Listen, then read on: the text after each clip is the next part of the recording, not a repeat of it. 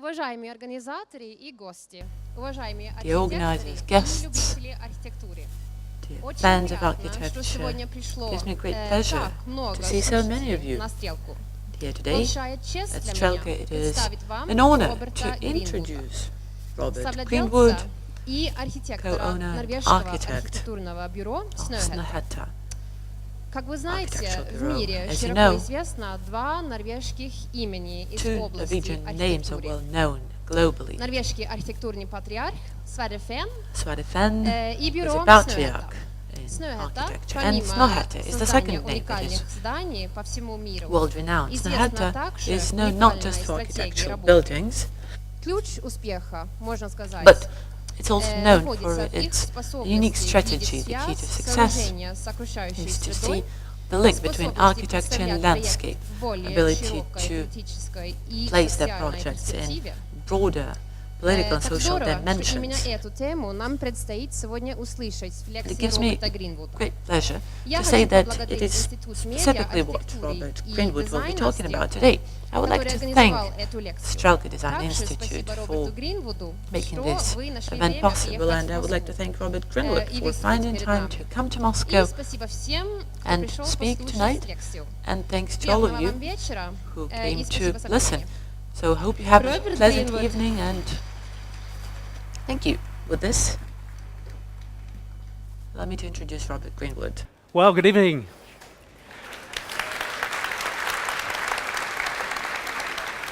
So this is when I really wish I could speak Russian. But happily we have Olga somewhere at the back there, and you can hear what I'm saying. It's amazing to see so many people out here today. I'm absolutely overwhelmed. So many Strelkans, if that's what you call yourselves. So I'm going to talk about SNØHETTA, who we are, how we work, and obviously show you some of the things we do. So the title for my lecture really is People, Process, Projects, but I see I'm supposed to talk about landscape as well. So maybe I won't talk too much about landscape, and you can ask me about it later, or maybe it'll just shine through. So SNØHETTA is behind me. SNØHETTA is, of course, a mountain. I'm sure you all knew that before. But it's not a man. That's the most important thing. It's not the name of any one person. It's a mountain. It's the second biggest mountain in Norway, third biggest mountain in Norway. Doesn't matter. It's not a person. Because architecture is so much more complicated than one person. So if you go out there and you start your own practices, don't call it after your own name or your friends' names. Find some other name, like Strelka or something. So we have projects all over the world.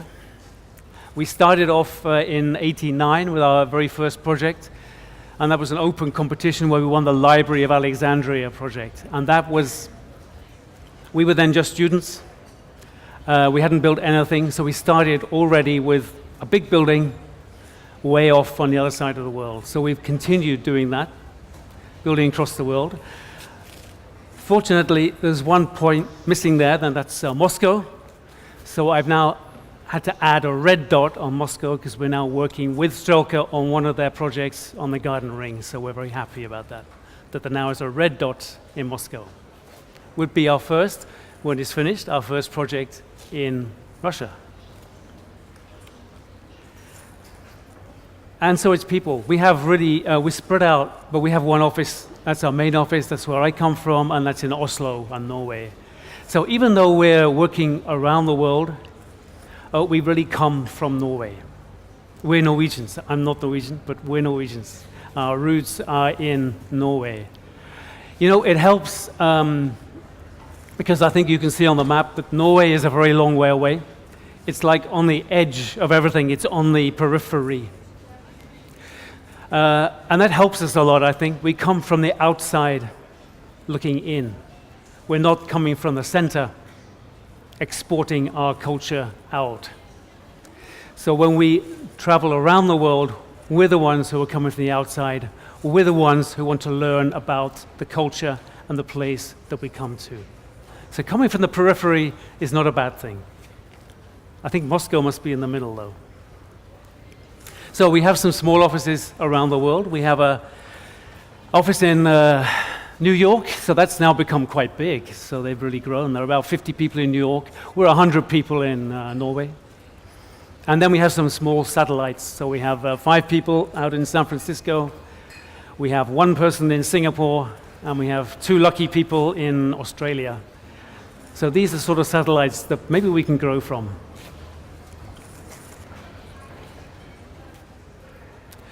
So the first word on the title, people, process and projects, is people. And I suppose people is the most important thing. Architecture is, after all, about people. It's not really about buildings. Buildings are just the result of what we do. But it's really about people. Many people. People who use the buildings, people who design the buildings, people who pay for the buildings. You cannot be an architect without engaging in people. So we're very concerned about our people, who they are, how they have their life, and how we interact with all the people around the project, the stakeholders, the clients, the dialogue that we can get into. So these are some of our people.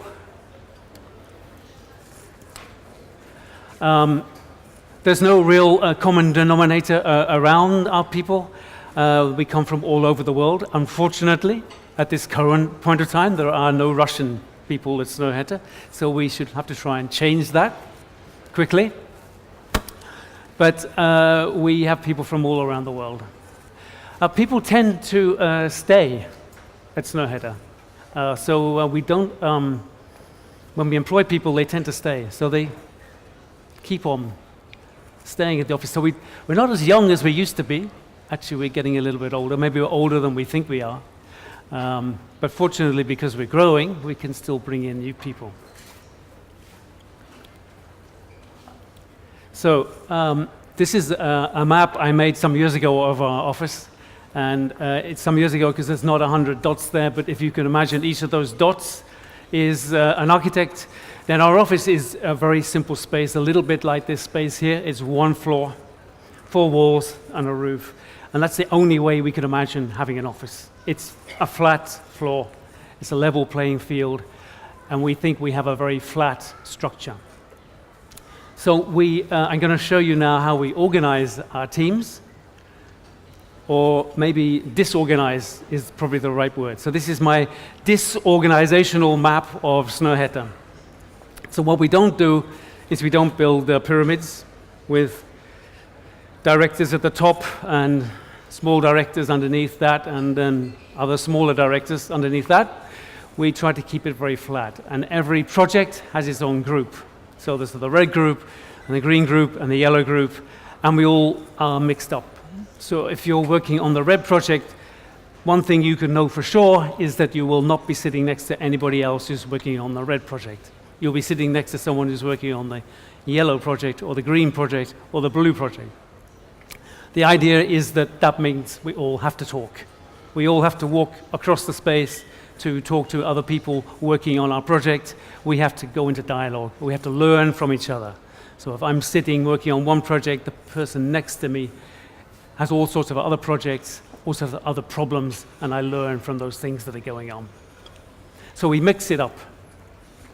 So there are not supposed to be any straight lines, only long, curvy, difficult lines. So that means that you get this sort of a landscape. Well, you've probably seen that sort of thing in many offices.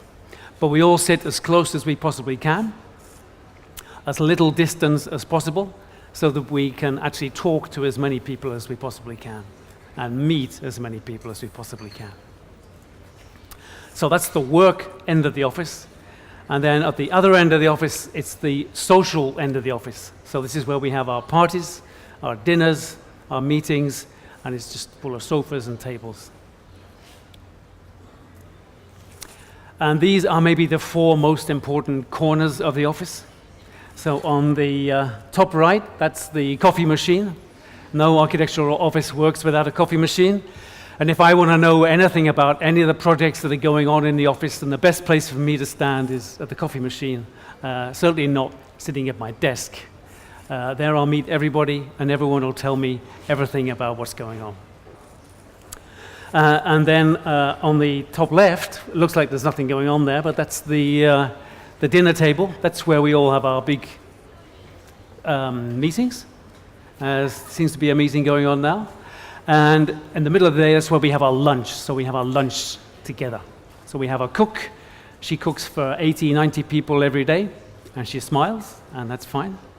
And it keeps us all together. It makes us talk to each other. It makes us meet each other and not go away with our lunch boxes somewhere. And then on the bottom left here, we have our steps. I'm really impressed and proud of our steps. It's where we have our Monday meetings and our gatherings, but then compared to your steps you got here, it's nothing. But this is where we all get together and have Monday meetings where we talk about the work that's going on and what we're going to do the next week.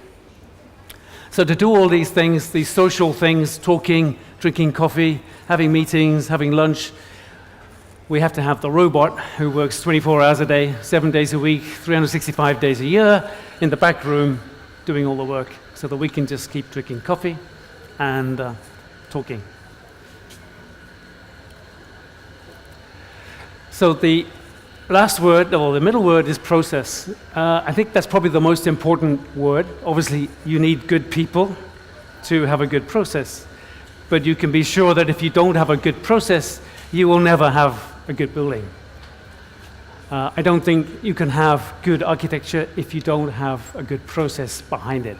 Sometimes it's as important how you do things as what you do.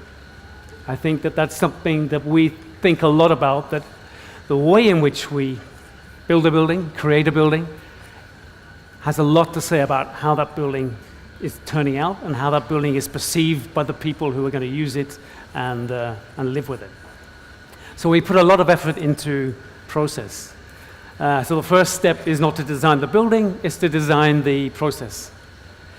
So we had a group of social anthropologists who came from the university to study us, and they made a little book about us. It's called Idea Works. Here, you can go and buy it. And in the book, they've written down all of the creative drivers that they found within our office.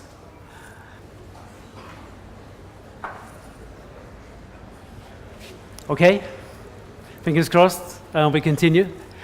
So these are some of the creative drivers, as they call them, that they thought that how we worked. So things like generative resistance, that we are critical to what we're doing, daring to imagine, activating drama, zooming out and zooming in. So we use some of these things quite directly. We've invented a word, we call it transpositioning. It's nothing to do with trans-dressing, it's transpositioning. So we swap roles.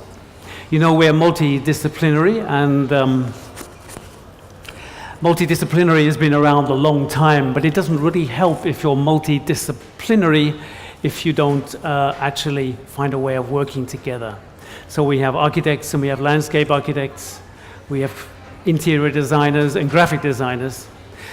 But by transpositioning, we try to swap roles so that architects speak like interior architects, and interior architects can talk about plants and landscape and grass and things. So by swapping roles, we mean that people can't hide behind their own specialists. So they can't come and say, I'm the landscape architect, I know how things should be. Everyone speaks with the same voice. Everyone is equally important, whatever discipline you come from. And we try and bring our clients into this too. So when we introduce our clients to the project and at the first workshops, then we try and ask the client to be the architect, and we try and be the client. So these are just some more of the creative drivers. Liberating laughter. You know that architecture is deadly serious. We deal with the large sums of money and politics and power. So actually being able to laugh, and not just laugh ha-ha, but really laugh out loud, is really an important part of working together in a team. If you can't laugh about it, you're not going to get very far. Rapid prototyping, we now have a lot more tools in our toolboxes than we had before. And we think architecture is changing as we start to use those tools. So to be able to rapid prototype your ideas by using computer-driven milling machines or printing in 3D or whatever it is you're using adds a whole new dimension to our work. When you only have a very hard, thin pencil to draw on a piece of film, that gives you one sort of aesthetic. If you have a soft pencil that you can spread out on the page, gives you a different sort of aesthetic. And if you can use this sort of machine to design your building, it will give you another aesthetic. So it's really choosing the tools that you have available to design the buildings is going to change the aesthetics of how we design. And then getting physical. Well, one thing is actually going out and visiting the top of the mountain. This is one of our trips to SNØHETTA. It's an yearly pilgrimage, but it's not really that sort of getting physical I'm thinking of. It's getting ourselves out from the screens. We have these wonderful screens these days, but we get dragged and sucked into the screen. We want to bring our designers out of the screen, put things on the wall, make it physically, and talk about the physical things. And we want to bring our clients into our workshop. These are sophisticated clients from Manhattan. These are less sophisticated clients from Australia. But these are not architects, but these are administrators. These are the clients, and we try to get them to build the building as well. It's really quite a good trick because it gives this idea of personal ownership to the project. If your client has actually built the project himself, made the model, then you bet damn sure he's going to build it. Building big scale, large scale models and getting the clients to take part in that. We give them aprons to put on, and they go into the workshop and get dusty and dirty just like us. And it's something quite different for people who are used to having ties and suits and being clients. So I'll show you some of the projects. And I have to start really with our first project, which was in Alexandria in Egypt. This is the Library of Alexandria. It was an open competition in 1989. There are not many open competitions anymore.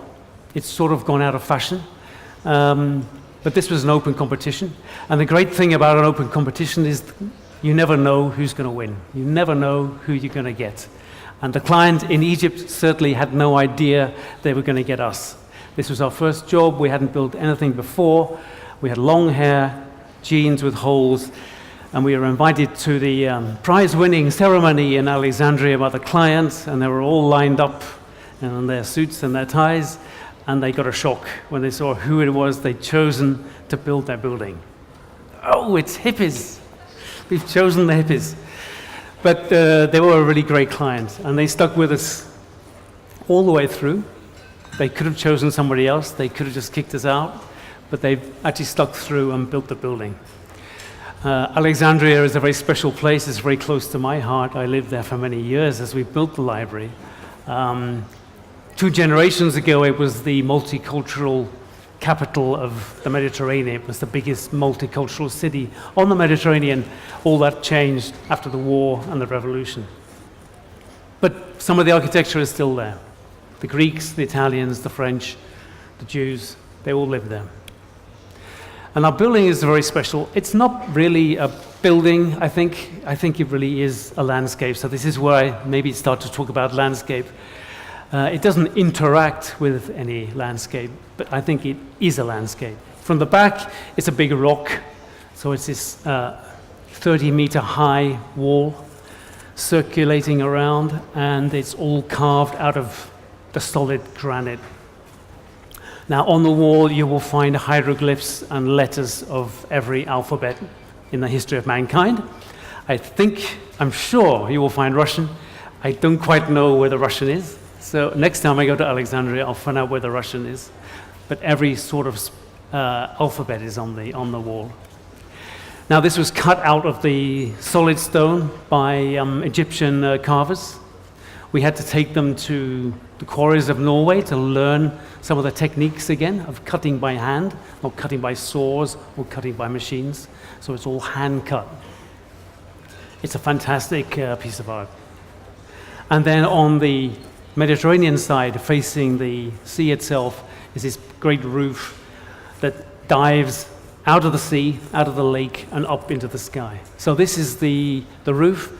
It's really the high-tech part of the building. So on the back, the stone is the same technology as Alexander himself could have built the library out of, one stone on the next stone. This was the first use of honeycomb aluminium panels. The roof lights are all on the diagonal, so they are looking directly to the north, so that you don't get any of the sunlight into the library. You just get the view. So when you sit in the library behind here, you can sit, read a book, and you can look out over the Mediterranean. Libraries are about much more than reading books. I don't think actually the books are really so important. I think libraries are a place to meet other people in. They're a place to be alone in together. And certainly this library is an amazing space to be in. It is really like a landscape. It's got 7 layers as they go down. It's like a terraced hillside.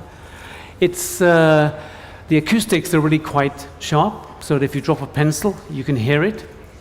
But that makes it really quite interesting, because people then are quiet rather than making a noise. And as you sit on each of the levels, you can look out through the windows and see the sea.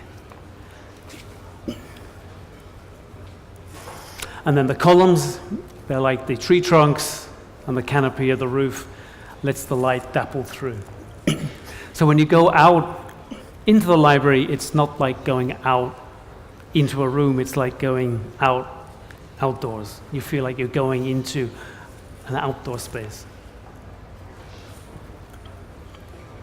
And it sits in the landscape of Alexandria actually quite nicely. It doesn't stick up, but it's a landmark. It's a horizontal landmark.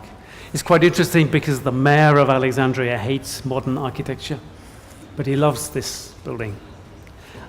I think that's because he doesn't really see it as a building. For him, it's really an object. It's a landscape. So we worked a lot in Alexandria about getting a big public space around the library, and it was a big effort because the Egyptians, they really didn't want a public space, because in public spaces, well, all sorts of things can happen and they can't have control. But we worked a lot and we designed this beautiful plaza around the library, and the first thing the client wanted to do was to put up a fence around the plaza, because then he could keep the people out. He made this beautiful plaza. Fortunately, he didn't build the fence. And now, and particularly during the revolution, these shots are taken during the revolution a few years ago, it's become the place where people meet when they need to be heard and they need to be together. So they're not praying to the building, I think they're praying to Mecca. And even during the revolution, made a human chain around the building to stop the looters from coming in, taking the books. I think this is really what we mean about public space. It's space that public feel that they own. The citizens of Alexandria feel this is their space and they own it. So I'll jump in time and size and show you one of the smallest buildings we've done. Often it's the smallest buildings that are most known. So this building has actually gone around the world, but it's really a very tiny building. So size doesn't matter if you're an architect. Small can also be very, very big. And this building is a little pavilion on our own mountain, on the SNØHETTA mountain.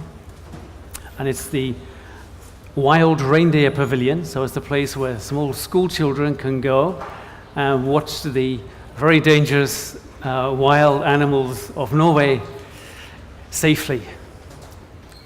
So this is a muscus on the mountain, and the kids can go inside our little building, and they look towards our mountain. So this is actually SNØHETTA Mountain. So it's like going home for us. And then inside here, they can close the door so that the wild animals can't get them, and they can look and see safely the wild animals. So it's a tiny little building, but it's got all the way around the world. It's extremely important for us to have both small buildings and large buildings going on at the same time. If you only build big projects, then you're going to get very boring after a short while, because big projects take such a long time.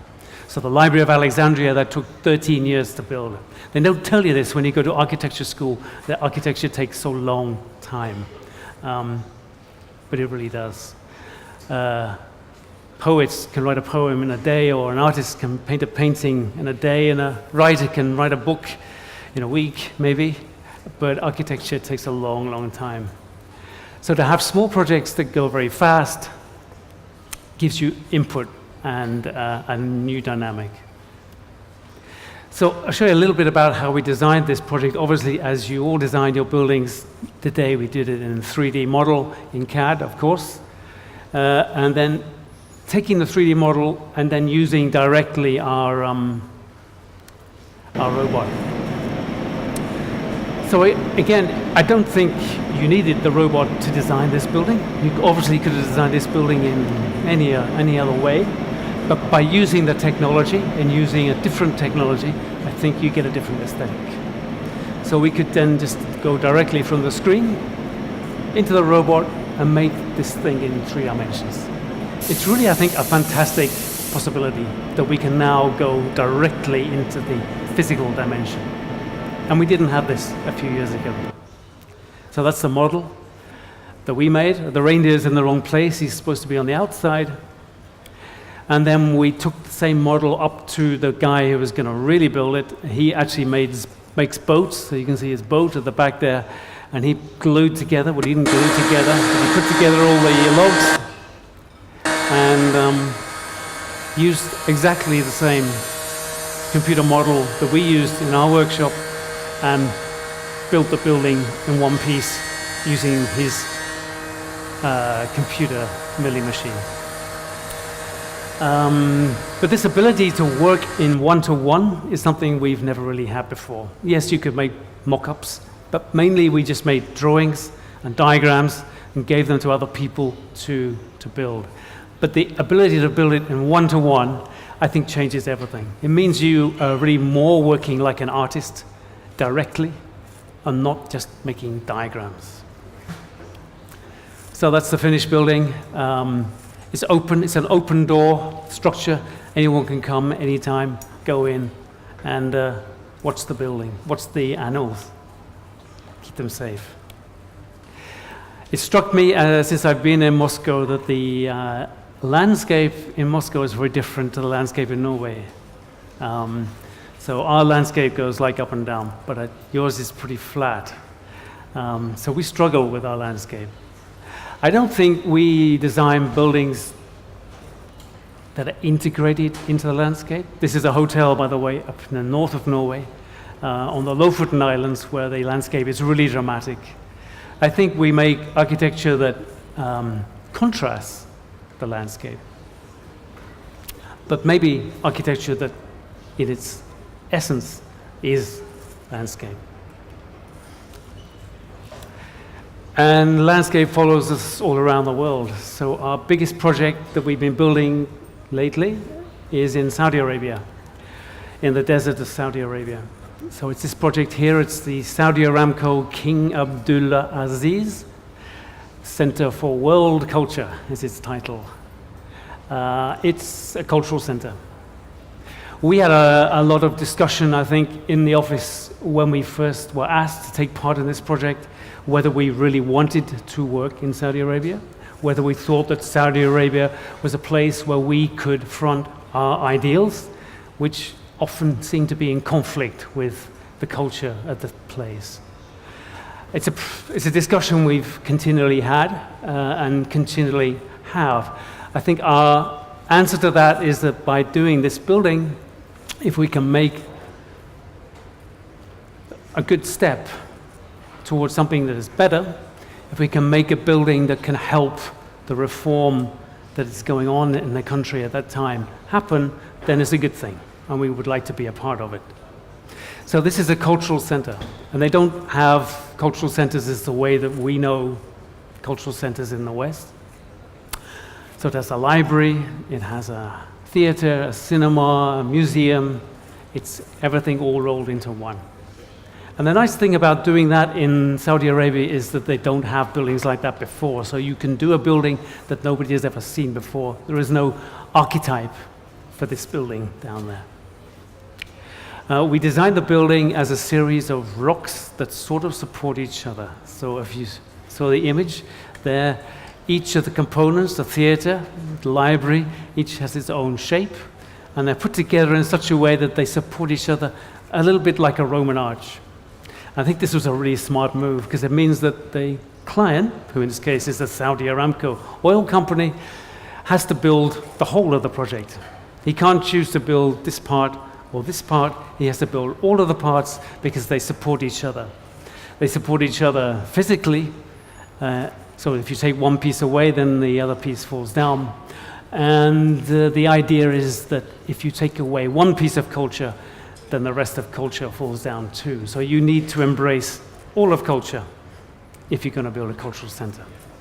And that's what they've done. It's a very strange building. I think it's amazing every time I see it. How did we ever do anything like this? How could anyone ever build anything like this? They're really quite complicated shapes. They're two double curved forms. So we had to think a lot about how we could cover a double curved shape in the most simple way. And the most simple way is a line. So it's like a piece of string. If you put a piece of string around something, you can wrap it quite easily. You just have to bend it in one direction. So our cladding is been now developed as a series of pipes, tubes, that are wrapped around these different shapes. So from our models, then you see that each of the shapes starts getting quite complicated patterns, really just like the pattern you have on your thumbprint. So you really just start wrapping. Doesn't matter where you start, and the pattern will just develop itself, which is quite nice because that means we don't have to design the pattern itself. And then to build this, there. Okay, sorry about the technology, but this is the technology that we're then using to bend these pipes. So two machines like this, somewhere in Germany, then bending all of the pipes. So each of the pipes is obviously modeled in our model. It has a particular radius. And then the machine bends each of the pipes to just the right radius. They put a little number on it, move it to the side, and then they build up the whole cladding. So I really wish we had a machine like this at our office, but unfortunately we don't. I think we'd have it going all the time. It's quite therapeutic just to see. Then that's the prototype we've had up for a while. That's the rendering, and now this is how it's looking on site in Saudi Arabia now. So you see some of the patterns that just develop because you're trying to wrap this object. So that's the keystone you really can't take away. It falls down. Really just like your thumbprint. And then on the inside, you see some of these shapes breaking into the spaces. And the inside is dug down into the sand. So we use the actual sand that we dig out of the earth to make these rammed earth walls. So we just ram those into shuttering to make the earth walls.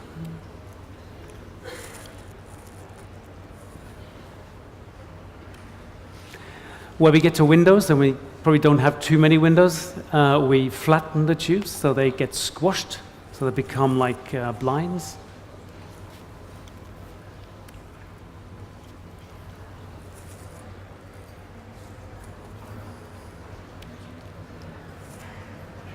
And this is the way it looks about now on site. It's almost finished.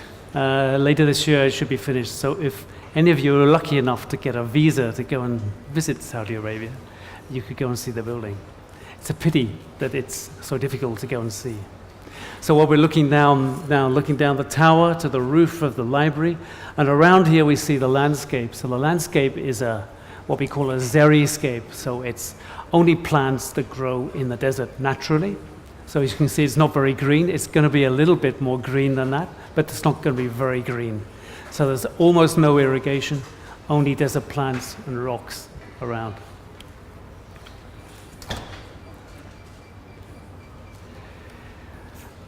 And then we've had to have our architects down there, of course. So two of these are our architects. I think this is part of the discussion. How easy is it to work in Saudi Arabia? If the Saudi Arabians had said, you cannot send ladies, you cannot send women to work on the site, then we would have said no to the job. It's certainly not an easy situation to be an architect and wrap yourself up in back clothes. So back in Europe, we do a lot of small jobs as well. This is in Oslo, and we work for the Aesop company. They do skin products. They're based in Australia, but they build shops all over the world. So they've used us for a couple. This is one in Oslo itself. Really quite nice projects to work with. Their philosophy of building stores is to make sure that each store is unique. So they're all totally different, but they're all based around the same theme, the same philosophy. So this is our Oslo store. We just done one in Singapore, in brass, and one in Berlin, just opened recently in wood. Again, these are these small projects that can go very quickly. In the course of a few months, you've made a project and you've built it, and you can learn from the process. In Austria, we've been working with Swarovski. They make those glass things, and they have this incredible thing called the Kristallwelten. So it's like a Swarovski theme park down there in Austria. So I don't think I go there so much, but they asked us to do a few projects there, and this one is a fun one. So it's a play tower. So they wanted a playground, but they wanted it as a tower so that you could experience the beautiful landscape in Austria. So this is like taking all the functions of your playground and stacking them on top of each other. So you have the trampoline and the bouncy bed, and you can bounce up and down and see the mountains. I think these are kids, this is our staff, big kids. It's not often we get to build projects in Oslo itself, so the opera was one of the exceptions. Again, just like in Alexandria, this was an open competition. There were 600 competitors. We were lucky enough to win it. So we do a lot of projects, a lot of competitions, and you'll be happy to know that we lose most of the competitions we take part in. But some of the most important buildings we've ever built have been done through competitions. So it's not about which projects you lose, it's which projects you win that's really important. I think our statistic is about 1 in 10 winning. So 10 failures, 1 win. The opera was a win. It's a great project to do in Norway because Norwegians really don't like the opera. I think there's some Norwegians here now, but that's my statement.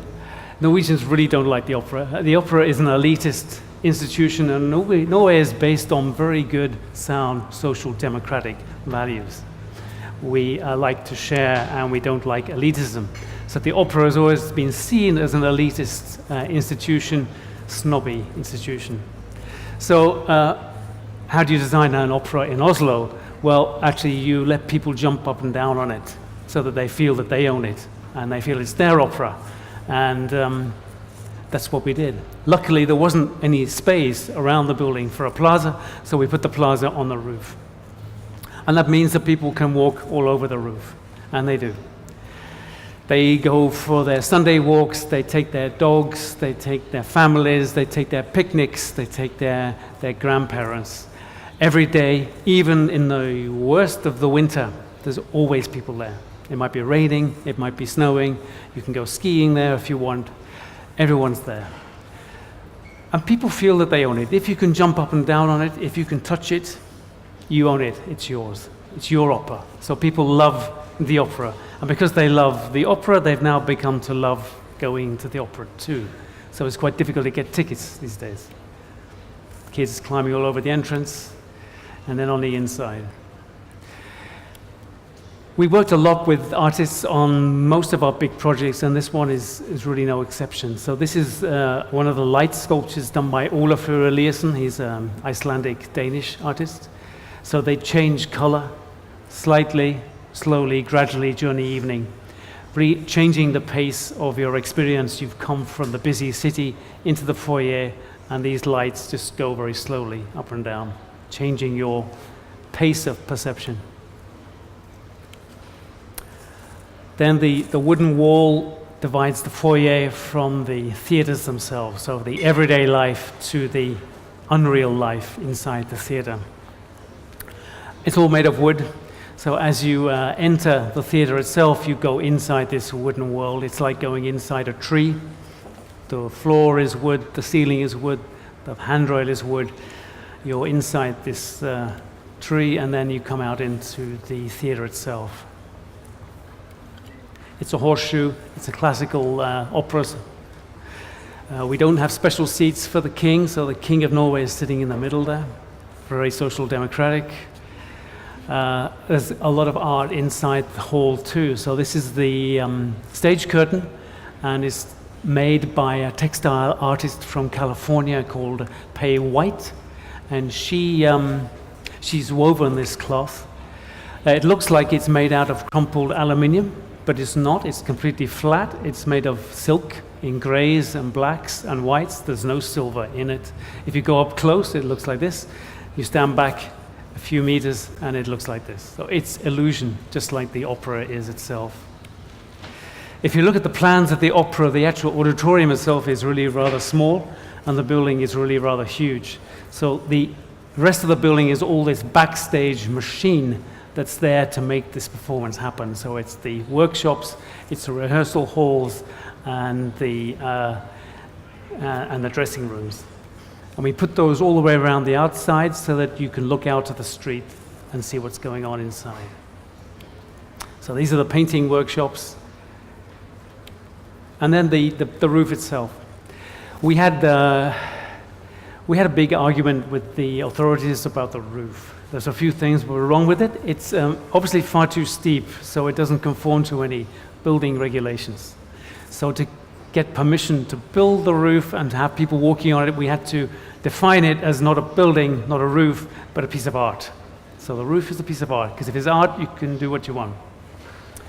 The other problem we had is that we really wanted to build it out of marble, white Carrara marble. The reason we wanted to use white Carrara marble is that if you've ever been to Oslo in November, it's the darkest, dullest place in the world. There is no light. But if you go to November onto the roof of the opera, it still shines, it's bright and it glows. And if you go in the summer, you should definitely have sunglasses. So to get permission to use the Italian marble, we had to go all the way up to the parliament. And it was debated and discussed in the parliament if we were allowed to use Italian stone rather than Norwegian stone. Luckily, it's mainly Italian. So the steps are all cut out of the solid. So the whole roof is actually a three-dimensional jigsaw puzzle. There are 50,000 separate pieces. Each of the pieces is unique. They're taken from the 3D model, and then they're machine cut by a computer machine. So that this step is not made up of tiles, it's cut from the solid.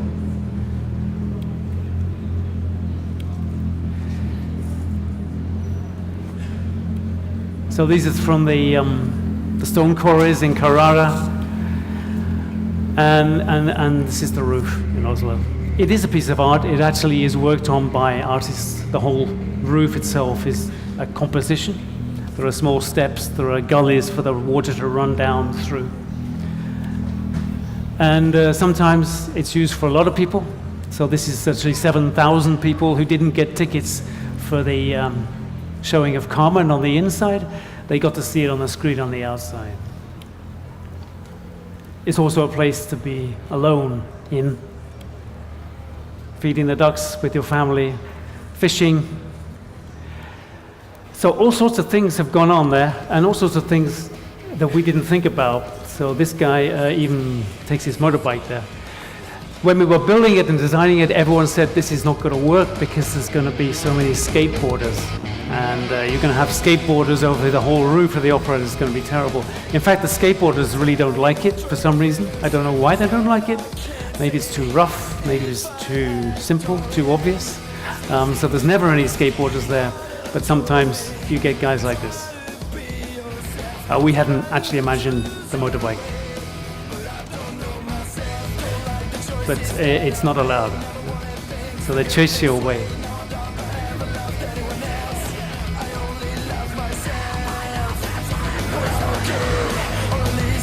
But if you're on a motorbike, they're not going to catch you.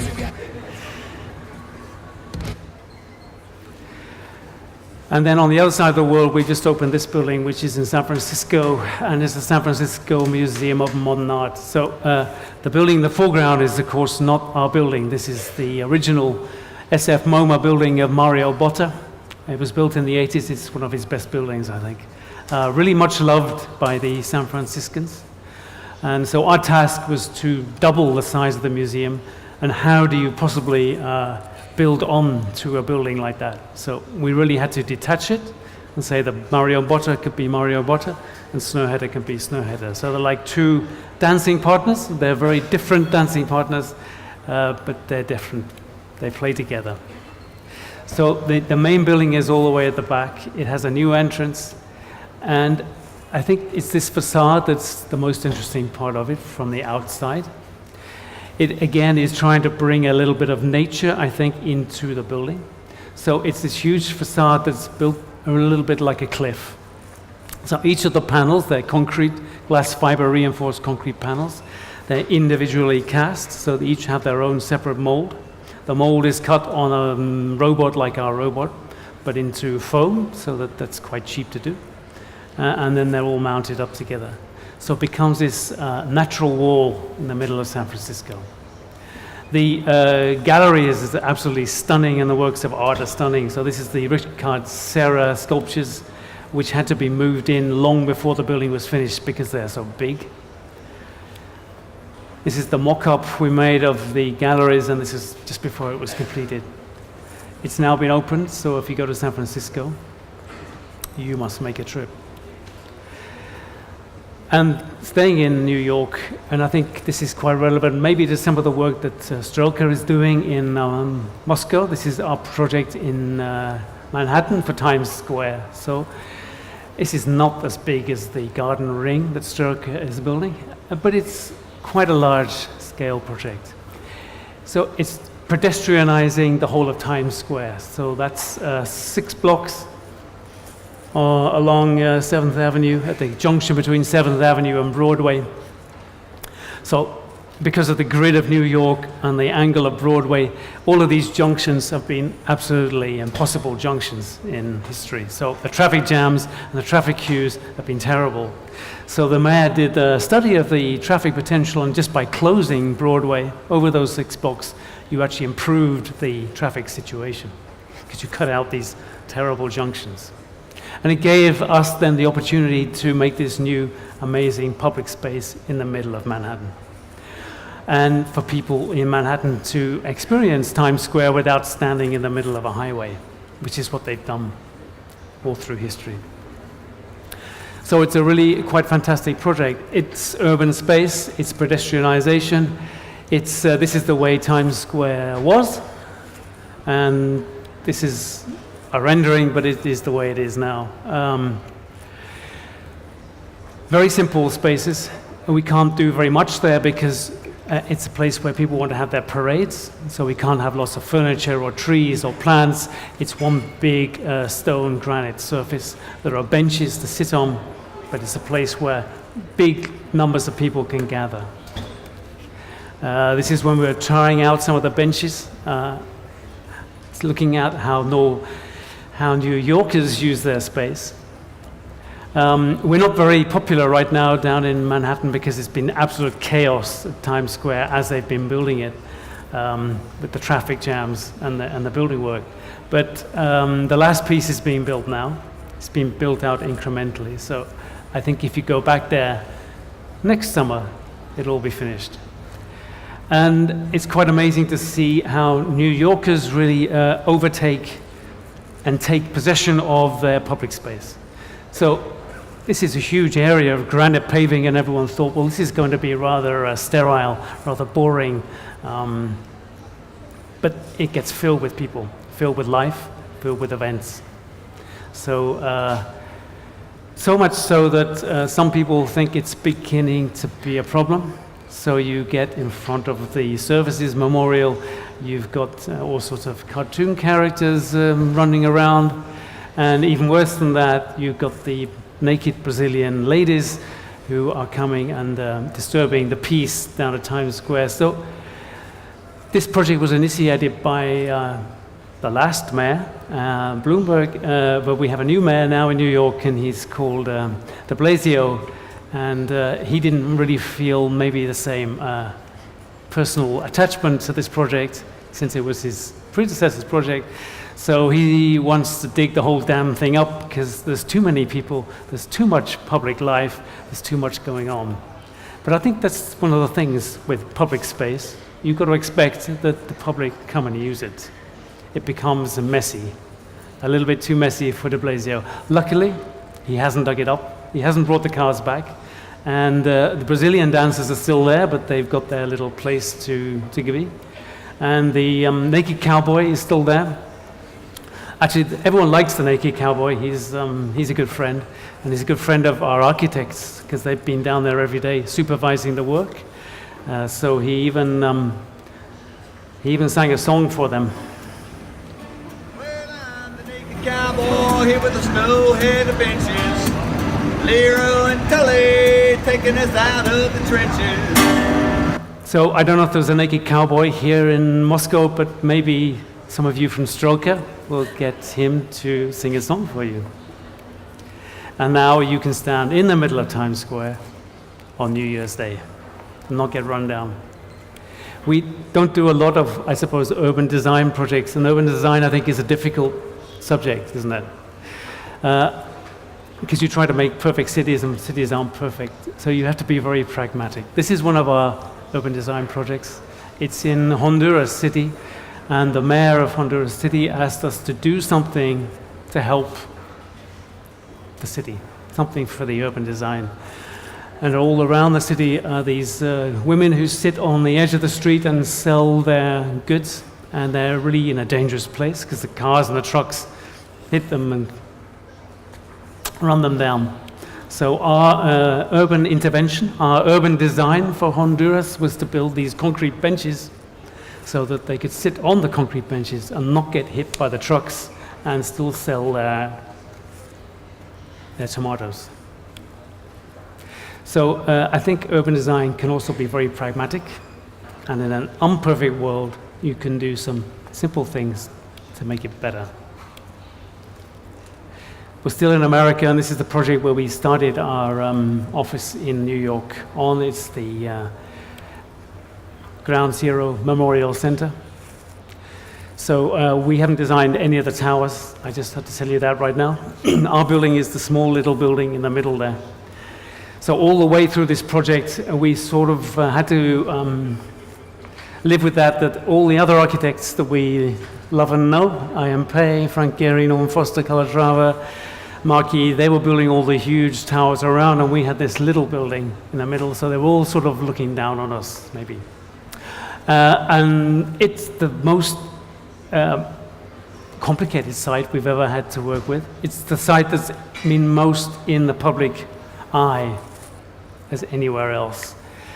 Everybody around the world has some idea about what you can do on Ground Zero and what you can't do on Ground Zero. So we've called this project actually design by negotiation rather than design by drawing. We've had to talk to so many stakeholders. The mayor of New York City, the governor of New York State, the Muslims, the Buddhists, the Christians, the Catholics, and the Protestants. Everyone has their intention of what you can do here and what you can't do here. So it's the ultimate design dialogue situation. And we were building on top of a station designed by Santiago Calatrava, which wasn't very easy either, because he doesn't like to put any columns into his building, so we didn't really have anywhere to put the building. We had different clients. Some of our clients got kicked off the job because they were wanting to do unpatriotic things on the ground zero site. And the building got moved around and shaped by this whole public debate. But there it stands here now. It's fascinating to see people walking around the building. It's the sort of building that people love to stand on the outside and look in, or stand on the inside and look out.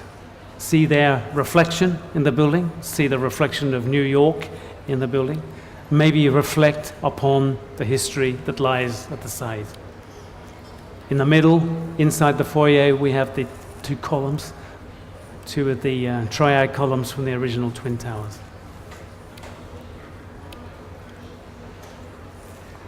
Back in Norway, this is our smallest and latest cabin. It's 28 square meters and it can sleep 23 people, so the owner tells us. It's in the middle of the mountains, there's no roads here, so everything had to be carried up by horse, and everything had to be made by one man and his axe. So every piece of wood is cut by an axe. He did get a little bit of help by the helicopter. So 23 people can sleep in that, I'm not sure. We talk a lot about unprogrammed space, and that's really what this building is all about. It's unprogrammed learning space. It's in Toronto, and it's the Ryerson University, and it's the Ryerson University Learning Center. So it's really attached to the library, but it's a place where students come and basically hang out. It's got its entrance straight off the street. The entrance is like a big canopy. It picks up the light and the reflections of the cars in the street. And you work your way up through the building in different levels. And each of the levels is unprogrammed. So there's no rooms. There's no actual program that goes here. It's just the students themselves that create their own space and create their own program. So in the middle of the building is this one space they call the beach, where you hang out and learn. It's nice the way that this building's been taken on board, because it's become a real public space. And in fact, if you go onto Google Earth on Street View, the Street View will even take you up through the building, and you can follow the different spaces inside the building. So the difference between inside and outside is maybe going away. This year we finished this building in France. It's in southwest France, and it's a museum for caves. That's a strange thing to have, a cave museum. But inside the mountain there, they have one of these caves with the prehistoric cave paintings on the walls. And it's so precious that no one's allowed to go inside it anymore, because you would destroy the paintings. So our brief was to actually make a new cave. So we have scanned in the original cave with a drone, with a 3D scanner.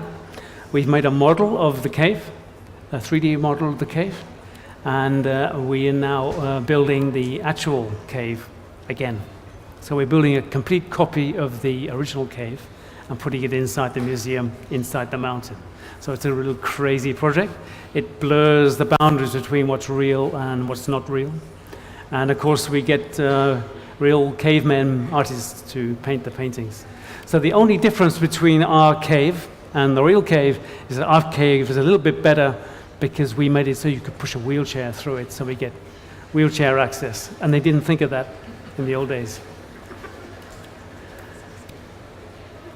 I wanted to show you this one because it's the metro station we're doing in Riyadh. And I think in Moscow, you should be able to talk about metro stations. So the metro station is right in the middle of Riyadh, and it works like this. It works like a periscope. So the lines are like 30 meters down under the ground, they go across.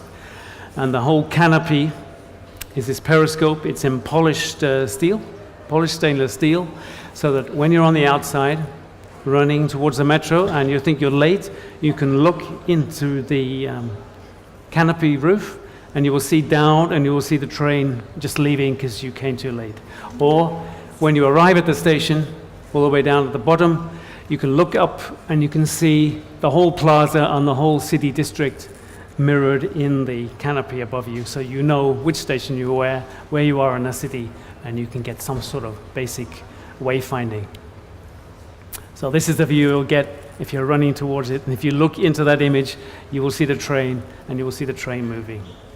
Today it's the biggest hole in, certainly the biggest hole in Riyadh. It's the biggest hole I've ever seen. I don't quite know what we're doing, but it's now got the tunnel boring machines that are going through, and then underneath this one is going to be another one.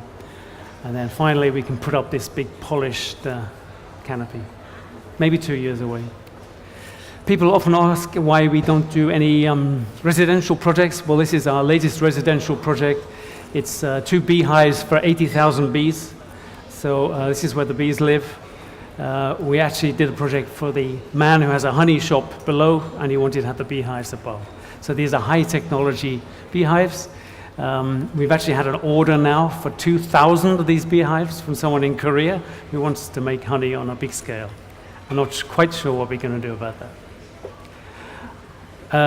This year, I-Light Marina Bay Light Festival in Singapore, the theme was sustainability. So we made a place of permanent shade. So in the daytime, this is permanent shade. At the nighttime, it lights up. So this is 1,000 photovoltaic light lamps that collect the sun energy during the daytime and light up at night. So we've now got a new order for a giant size one of these in South Africa. I'll tell you about that later. The biggest wheel in the world in Dubai. Jump over that. Oh, this is Busan, the opera house in Korea. Once you've done one opera house, you maybe get to do 2. So this is the one we're now doing detailed design for in Korea. It's probably a couple of years away before it's finished. I'm not going to talk about this because I just heard we lost the competitions, so goodbye Battersea. But we are building in Paris, and this is the new headquarters for Le Monde, the newspaper, at the Gare de l'Austerlitz, that's here. And this is the project that they're building now. So they have one site, but you can only build on the 2 halves of it, so the building has to span across from the one side to the other side, so it becomes this big arch. And of course, because it's the newspaper Le Monde, then all the parts of the building are taken from the globe itself, so the curvature of the globe, so they're all the curving parts from the globe. And when it's finished, you can sit underneath this big arch and look at all the news events going on around. I mentioned that we're graphic designers as well as architects. I don't think architecture is so simple as just needing architects. I think we need graphic designers, we need interior designers, we need landscape designers, we need sociologists, we need artists. We need to meet our clients in a very broad way. We're very happy that we have graphic designers with us now. They change the momentum quite a lot. Their projects come and go quite quickly. And this is one with the new banknotes in Norway that are going to come out next year. They've also done the credit cards for the major Norwegian bank, which we've turned into fashion. So if you want to dress with a credit card, the most expensive dress in the world, you can get that one.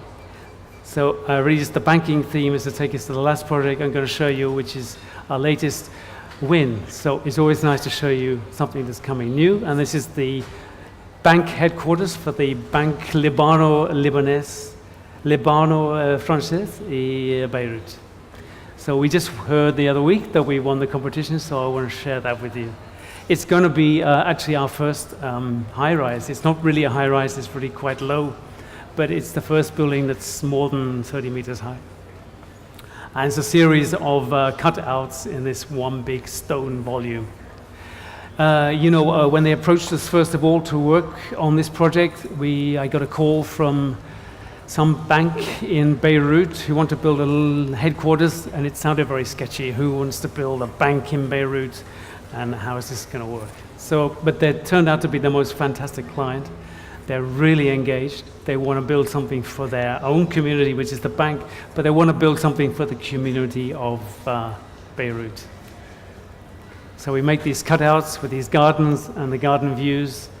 We make a big staircase up from the street, bringing the people into the building. This is an existing staircase in Beirut, so we're building a new one through our building, making it a public space. Terraces. Bankers in Lebanon are not like bankers anywhere else. They get the views to the harbor, the views to the mountain. And from the terraces you can look up, interconnecting, or look down. So the last slide is really the one project we have, and we're very proud to have here in Moscow, and that's together with Strelka, for a little part of this amazing project that you're building for the garden ring. And together with the two Dashas, we hope in a year's time I can come back and we have a finished project. Thank you very much.